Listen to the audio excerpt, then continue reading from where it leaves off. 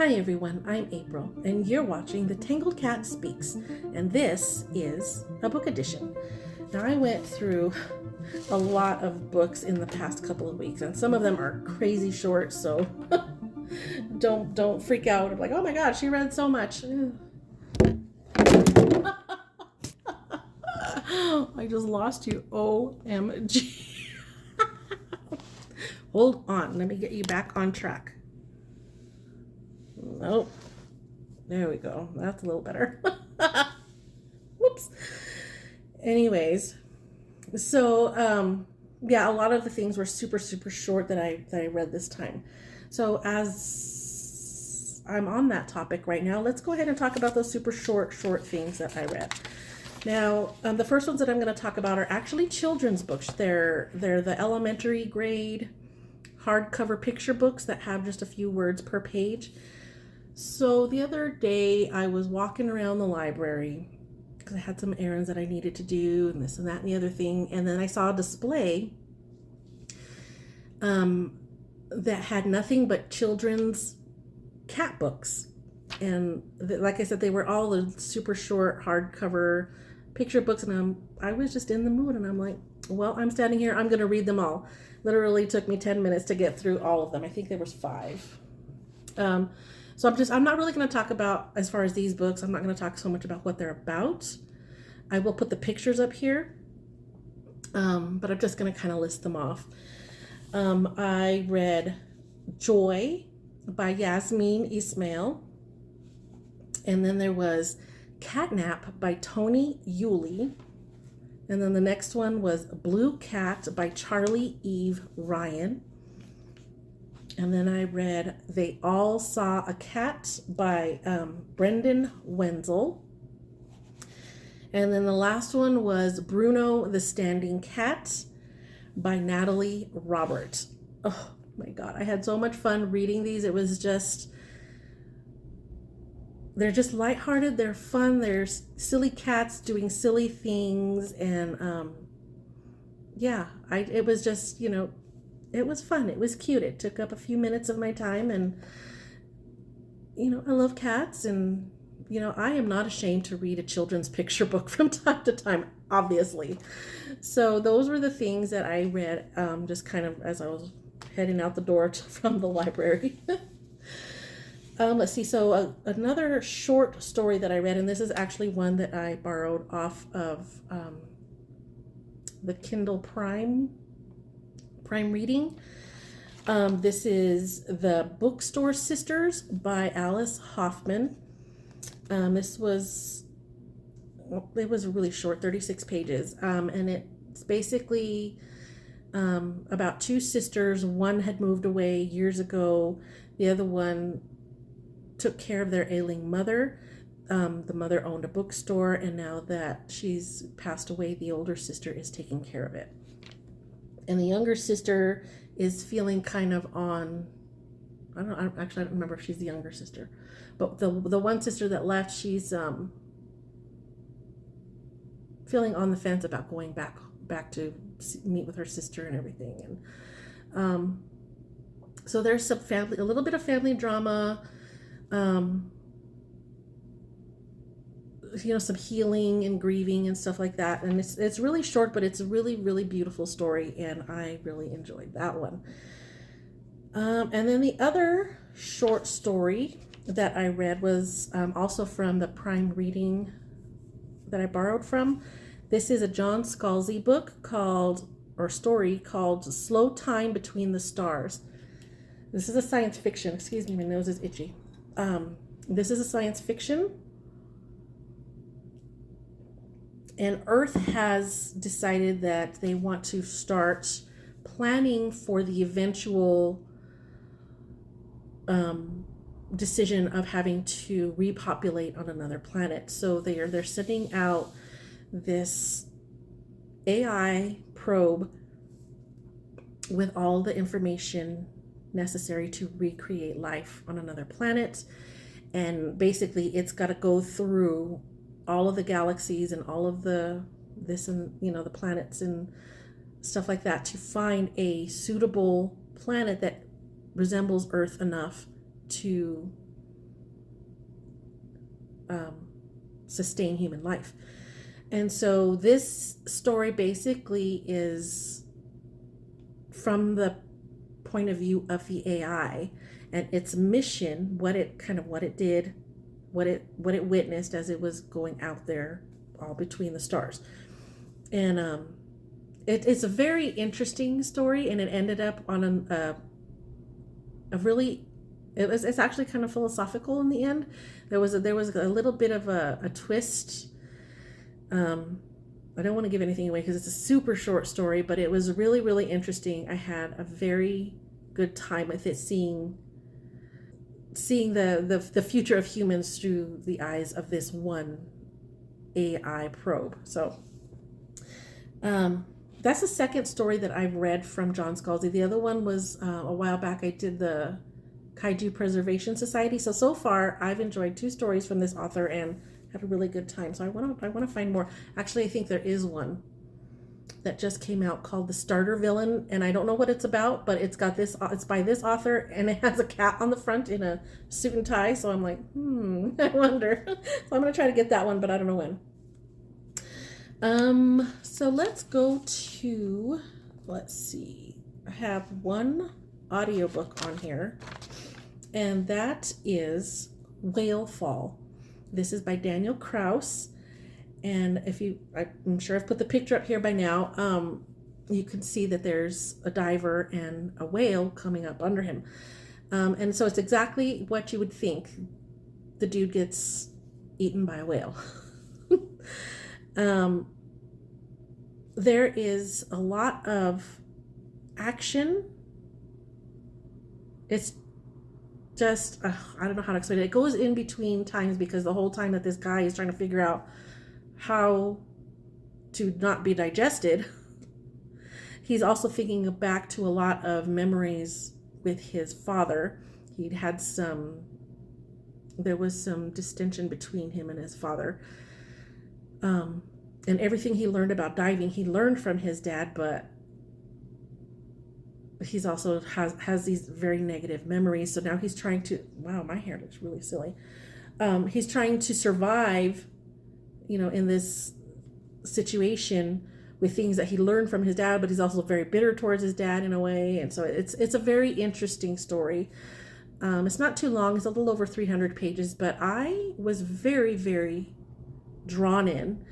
I really, really enjoyed it. Like, I just could not stop listening. I just kept wanting to know more what was happening, and it was very, very exciting. I think I liked all the parts more about him trying to survive as opposed to the flashback memories, but it was still, the flashback memories weren't annoying or anything like that. So it was a really, really good story, and I very much enjoyed Whale Fall. And then I finished up Cimmerian September. That is an event that Michael Cavon on his channel had started regarding Conan the Cimmerian. And I finished up the other 2 physical books, and I don't have them here to show you anymore because I did give those away. But I finished The Bloody Crown of Conan, and the other one was The Conquering Sword of Conan. And I've shown them before, but I just don't have them this time. I finished those, and I gotta say that the first book I liked better, the original one, which was The Coming of the Cimmerian, or The Coming of Conan the Cimmerian. And the reason being, that first book was all really short stories. The second book was, I think, 3 longer stories. One was much longer than the other 2. But all 3 were definitely longer than the stories in the first book. I liked them, but I think I liked the short, compact little stories much better. The third one, same thing. They were shorter stories, but not as short as in the first book. But there was a couple of stories in that last book that I just was not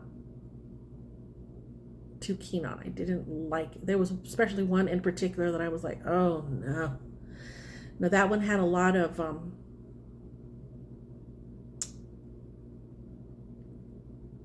kind of like racial connotations to it, and it was, I mean, stories written in that era are gonna have that. That's a given. But this one seemed way more heavy-handed in that as compared to any of the other stories in all of these that I read in all three books. So that particular one was just very jarring, and it didn't even feel like it was in the same world. Like, it was just strange. But so far, I really enjoyed all of the Conan stories, and I know that there are some other Conan stories written by other people besides Robert E. Howard.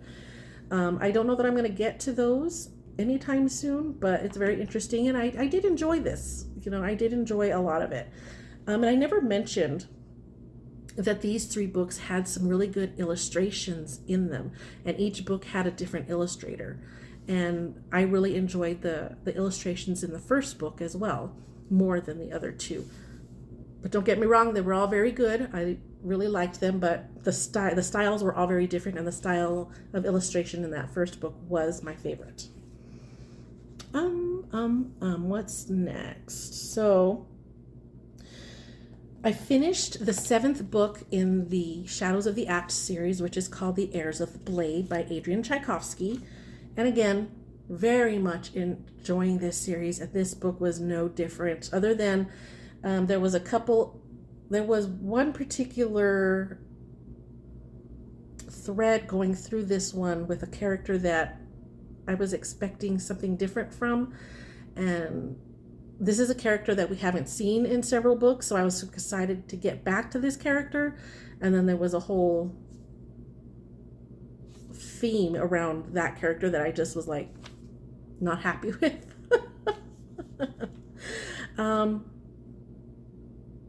Yeah, I just didn't enjoy it. She ends up kind of getting, what do you call it? Like, she didn't fall in love. You can clearly tell it wasn't like an instant love kind of situation, but she fell into like instant stalker, because he resembles somebody that she loved before, and that person is not around. So she's kind of glommed onto this person, and she knows she doesn't love him, but she's completely obsessed, and like in a very creepy way. And it didn't really fit in with the rest of what was going on with and around her. So I didn't particularly like that, but the rest of the story was awesome. There was some really wicked battle scenes, had some fights, and I loved it. It was really good. And then I found out some new information about some other characters and some latent magical abilities, and I'm loving this series so much, and I've already started the 8th book, which is The Air War. Having an awesome time already so far, and I'm only about 10% into that book. So let's see. Before I talk more about that, the other book that I read was an ebook, kind of in preparation for October, because I started this book on September 30th, and it was just a really short novella by M.R. James, because now in October, the other event that I was doing with Michael K. Vaughn and his videos is the Rogers Cheaple Book Club, where all of the books that they're recommending for that read along are in the public domain and can usually be found on Project Gutenberg. And this for October is to read the Ghost Stories of an Antiquary by M.R. James, and I had that already on my Kindle. And I also had The 5 Jars by M.R. James. So I thought, well, I'm going to read this short novella, The 5 Jars, since I'm kind of done with everything else and I don't want to start something long. So I started The 5 Jars, and that book was really, really fun. It's about a man who is wandering along, minding his own business, and he starts to hear this weird voice. And he attributes it to coming from a brook, like a little stream, a babbling brook that's going by, and he actually is hearing what he thinks is real words, real speech. So he's following it and trying to find out where it comes from, and he ends up at this little place, this little spot, and he hears clearer. I think if I remember right, he washes his face with the water, and he's able to hear more clearly what's going on. And it tells him the river tells him he needs to find something. And so he's stumbling along. He's trying to follow the directions of what they said, and he stumbles upon this buried jar, or this buried chest that has 5 jars in it, I should say. So he takes these jars home, and each jar is labeled in Latin, and he's able to understand Latin because he had studied that in school. And they're labeled, each jar, one is labeled eyes, one is labeled ears, one is tongue, the other is forehead, and the other is chest. And he's to anoint himself with what's in these jars and gain certain powers of awareness, I would say. And so he ends up doing as he's told, or as the river or the brook or whatever had told him. And now he can see into a whole other world that is coinciding with his own world, like a hidden world, hidden people, hidden creatures. And there is a dark kind of creature or creatures who realize that chest of jars has been dug up and they want it. So that's where the story goes, and it's super interesting. Just the descriptions, it's that kind of horror story from way back when, where it's more atmospheric and not so much like gory detail. Your imagination runs wild in these kinds of stories, and so you kind of scare yourself in them, kind of, in a way. And I really enjoyed it. It was really, really fun. And that got me started for my October, which is going to be a couple of scary books at first, and we'll see what happens towards the end of the month when I start finishing those. I am going to be reading, like I said, The Ghost Stories of an Antiquary by M.R. James, which is a collection of short ghost stories. And then the other spooky season book that I'm definitely reading is Fires of Eden, which is by Dan Simmons, which is the one of the last book that I need to read in the Seasons of Horror by Dan Simmons. The first book was Summer of Night, and then there was Children of the Night, and then the third book is technically what I'm reading now, Fires of Eden, and then the last one was A Winter Haunting. But the books 2, 3, and 4 could be read in any order, as long as you've read Summer of Night first. So I did kind of go out of order. I did the last book second, and then the second book third, and now I'm doing the third book fourth. But so I'm excited to get to that one because Dan Simmons does write some very creepy stuff. So I'm excited to get to that. And then, like I had mentioned, I'm going to be reading The Air War by Adrian Tchaikovsky, number 8 in the Shadows of the Apt series. And I do have some other books kind of ready to go. I believe I'm going to be reading Halloween Party by Agatha Christie. So that works as far as spooky season. And what else? I can't think right now. But I think I'm reading The Lathe of Heaven by Ursula K. Le Guin. And I have the only thing that I've read by her, I know she's a very well-known science fiction writer from, I want to say like the 70s. I'm not positive on that. But the only thing that I've read by her is the Cat Wings series of children's books, like little kids books, that I had gotten from my kids when they were little. And it's basically the story, the adventures of these cats that have wings. They're called cat wings. That's the only thing that I've read by her. So I'm going to be reading The Lathe of Heaven this month also. I know there's a list of other things that I'm going to be getting to, but at the beginning of the month, it's going to be the first 3, the Air War, Fires of Eden, and The Ghost Stories of an Antiquary. And then we'll go from there. So I will see you again in a couple weeks, and I'm very glad that you came and joined me this time. And I hope to see you again. Bye-bye.